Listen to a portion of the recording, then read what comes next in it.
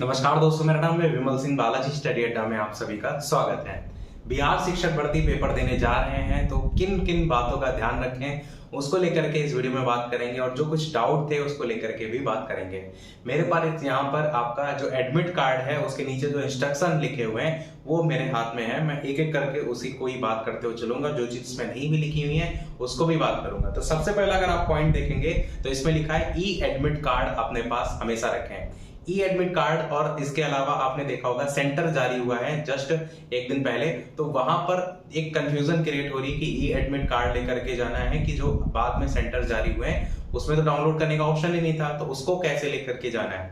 देखिए, इसमें केवल क्लियर तरीके से लिखा है कि उससे कोई मतलब नहीं, केवल आप ई एडमिट कार्ड लेकर के जाएं, उस पर केवल सेंटर कोड लिखा हुआ है वही काफी होगा एग्जाम देने जाने के लिए। परंतु आपको क्या करना है, इतनी दूर पेपर देने जा रहे हैं तो थोड़ा सा एडवांस रहिए, कोई दिक्कत नहीं है। आप क्या करिए, उसका स्क्रीनशॉट ले लीजिए, या अगर मोबाइल में तो स्क्रीनशॉट ले लीजिए, बाकी आप लैपटॉप वगैरह से भी उस जो फाइल है उसको आप पीडीएफ में कन्वर्ट कर लीजिए और उसका निकलवा लीजिए एक प्रिंट आउट, उसको भी लेकर के जाइए। और साथ ही साथ ई एडमिट कार्ड तो आपको लेकर जाना ही है।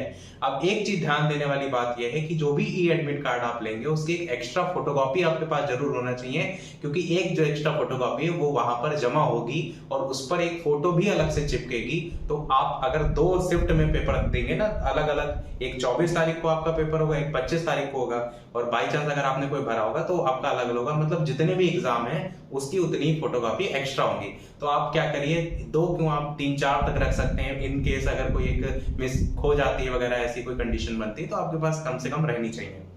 दूसरा आपका पॉइंट आपका है कि जो निर्धारित परीक्षा का समय है उससे 1 घंटा पहले गेट बंद हो जाएगा। अब आपको पता है पेपर की जो टाइमिंग है वो सुबह 10 बजे से 12 बजे के बीच में है, यानी 9 बजे गेट बंद हो जाएगा। सबसे इंपॉर्टेंट पॉइंट ये है, क्योंकि बहुत से लोग दूर दूर से ट्रैवल करके जाते हैं, जब पहुंचते हैं तो पता चलता है गेट ही बंद हो गया, तो उसमें बहुत ज्यादा दुख होता है। तो कोशिश ये कीजिए कि टाइम का विशेष ध्यान रखिएगा। 10 से 12 का जो टाइमिंग है, 9 बजे गेट बंद हो जाएगा।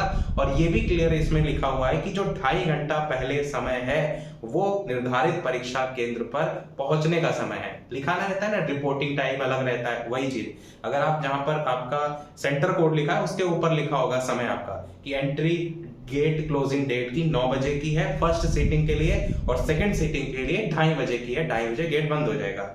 और इसी प्रकार रिपोर्टिंग टाइम भी आपको लिखा देखने को मिलेगा। फर्स्ट सीटिंग के लिए 7:30 बजे सुबह का समय है और सेकंड सीटिंग के लिए 1 बजे का समय है। ये इतना जल्दी बुलाते इसलिए हैं क्योंकि कई बार एंट्री करने में, और नीचे अभी मैं आपको आगे पॉइंट बताऊंगा जहां पर आपका फेस वगैरह स्कैन किया जाएगा, मतलब आई जो पुतली है उनका स्कैन किया जाएगा, तो वो सारी चीजों में थोड़ा सा समय लगता है। तो कई बार मान लीजिए कि 9 बजे से गेट बंद हो रहा है तो वो थोड़ा पहले एंट्री दे देते हैं, थोड़ा बहुत उसमें भी समय लग जाता है। तो कोशिश कीजिएगा समय से पहले पहुंचिएगा।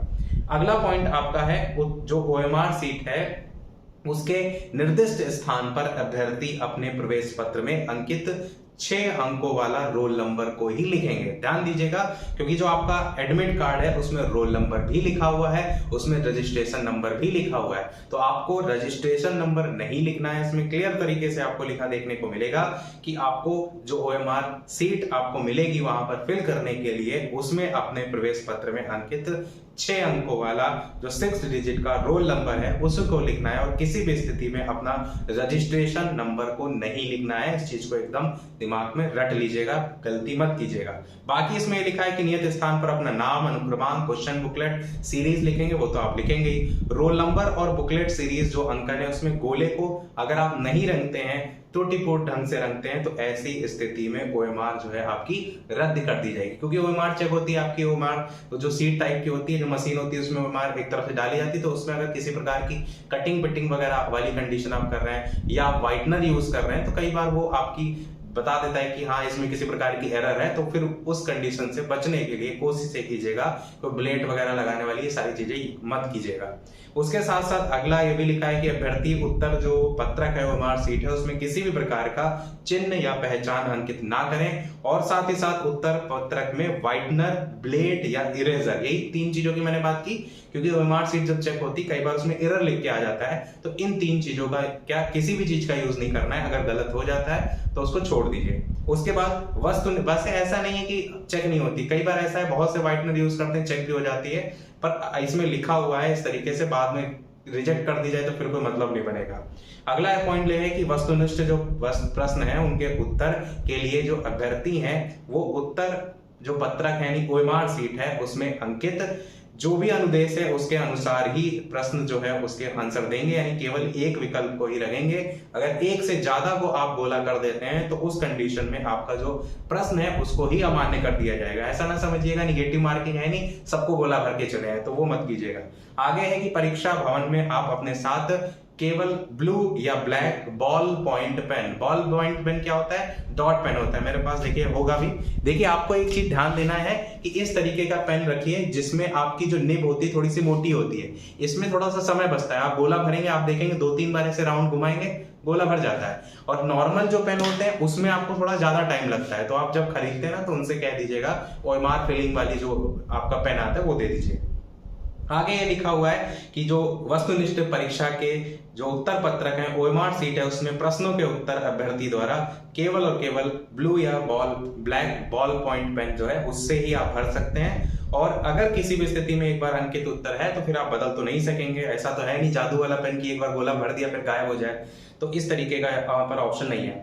क्या क्या नहीं ले जा सकते हैं, कैलकुलेटर नहीं ले जा सकते हैं, मोबाइल नहीं ले जा सकते, bluetooth, wifi, gadget, electronic, pen या आपका पेजर या किसी भी प्रकार की घड़ी नॉर्मल देखिए सभी पहनते हैं, सोचते हैं कि अगर नहीं जो डिजिटल वाली नहीं है तो हम क्या करें ले जाए, नहीं, कोई भी प्रकार की घड़ी लिखा हुआ है आप नहीं ले जा सकते। वैसे देखेंगे सीटेट वगैरह में तो आपको क्लास में मिल जाती है, इनकेस यहाँ पर आपको ना मिले तो जो एग्जामिनर है उससे टाइम पूछते हुए चलिएगा, क्योंकि टाइम मैनेजमेंट बहुत ज्यादा जरूरी है। आप पेपर कर रहे हैं, ऐसा ना हो कि बढ़ते बढ़ते आखिरी में समय ना बचे और आप गोला ही ना लगा पाए, बहुत लोग तो ये गलती कर देते हैं। तो आपको ये चीज ध्यान रखनी है कि समय का ध्यान रखिएगा। और साथ ये लिखा है परीक्षा केंद्र पर मोबाइल के साथ एंट्री नहीं दी जाएगी, तो मोबाइल को रखने का इंतजाम करके चलिएगा। ये ना हो कि आप लेकर गए, उन्होंने कहा अंदर एंट्री नहीं मिलेगी और बाहर रखने की जगह ही नहीं मिल रही, अब क्या करेंगे। तो कई बार बैग जमा हो जाते हैं, मोबाइल नहीं जमा होते, तो एक बैग तो आप ऐसे लेकर जाएंगे अगर दूर पेपर देने जा रहे हैं। और इन केस अगर कोई साथ में लिवा के ले जा रहा है तो उसको दे दीजिएगा, या तो आपने रूम वगैरह लिया हो तो वहां रख दीजिएगा, तो जैसा भी हो सिचुएशन के अकॉर्डिंग।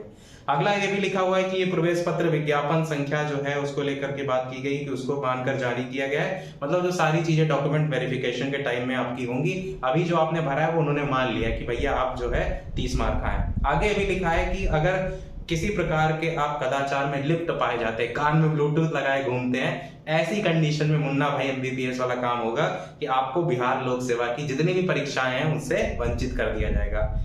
अगले ये भी लिखा है कि उक्त परीक्षा में सभी अभ्यर्थियों का आइरिस कैप्चरिंग होगा, आपकी जो आंखें हैं उसका जो है वो कैप्चर किया जाएगा, और साथ ही साथ फेशियल रिकॉग्नाइजेशन भी होगा। दोनों काम होंगे कि आप किसी भी प्रकार से जो है वो बच ना पाए, तो ये चीज यहाँ पर अच्छी है। और ये भी है कि उक्त प्रक्रिया पूरी होने के बाद ही परीक्षा कक्ष से बाहर निकलेंगे, अन्यथा उनकी उम्मीदवारी जो है वो रद्द कर दी जाएगी। क्योंकि मैंने बताया था कि जो भी आपके एग्जामिनर एग्जाम लेंगे तो आपकी जो ओएमआर सीट है आपके सामने ही उसको सील बॉक्स करेंगे। ऐसा ना हो कि आपने इधर दिया ओएमआर सीट और तुरंत एकदम दौड़ते निकल गए, तो वो चीज यहाँ पर बात की गई, जब तक वो सारी चीजें कंप्लीट ना हो जाए तब तक आपको जाना नहीं है। आगे ये भी बताया गया है कि जो उपस्थित पत्रक है उसमें अभ्यर्थी सभी वांछित प्रविष्टियां करते हुए अपना हस्ताक्षर हिंदी और इंग्लिश में निर्धारित स्थान पर अंकित करेंगे, दोनों लैंग्वेज में करना है, इस चीज को ध्यान रखिएगा।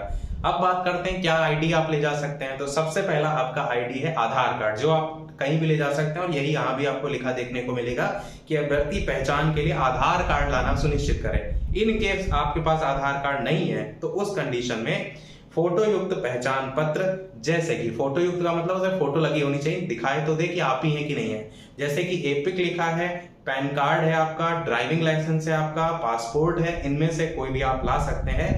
परंतु एक चीज आपको ये भी करना है कि आधार कार्ड अगर आप नहीं प्रस्तुत कर रहे हैं उस कंडीशन में जो अलग से कोई आईडी लिए जा रहे हैं तो उसका स्व अभिप्रमाणित छाया प्रति आपको ले जाना है, उसकी फोटोकॉपी करनी है और फोटोकॉपी के नीचे साइन करने, खुद के ही साइन करने हैं, और साथ ही साथ एक पासपोर्ट साइज फोटो भी आपको ले जाना है, जिसे आप जब मांगी जाएगी तभी आप उपलब्ध कराएंगे। फोटो तो वैसे भी एक्स्ट्रा ले जानी है आपको, स्टार्टिंग में मैंने बताया कि वहां चिपकाई रहेगी, और एक्स्ट्रा फोटो रखे रहिए हमेशा के लिए, क्योंकि किसी में अच्छा एक अगला पॉइंट बात करें, वो आगे बात करेंगे कि परीक्षा समाप्ति के उपरांत जो ओएमआर सीट है उसको एलपीडी बैग में सील करने के बाद ही परीक्षा कक्ष में छोड़ा जाएगा, और परीक्षा समाप्ति के बाद जो प्रश्न पुस्तिका है अभ्यर्थियों को अपने साथ ले जाने की अनुमति नहीं है। इतना तो कोई फिर महान नहीं है कि वहाँ पेपर देने में साथ ही में लेके चला जाएगा।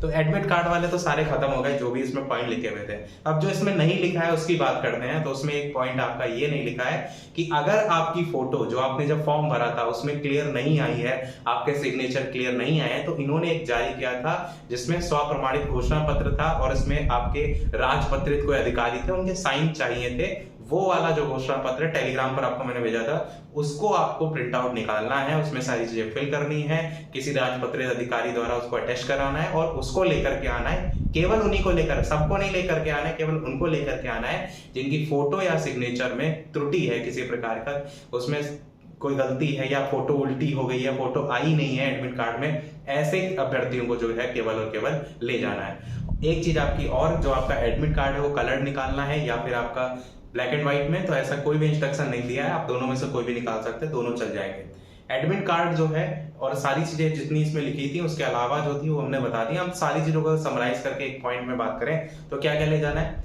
आपको एक पेन ले जाना है, पेन एक्स्ट्रा भी रखिएगा, ऐसा ना हो कि वहां चले ना।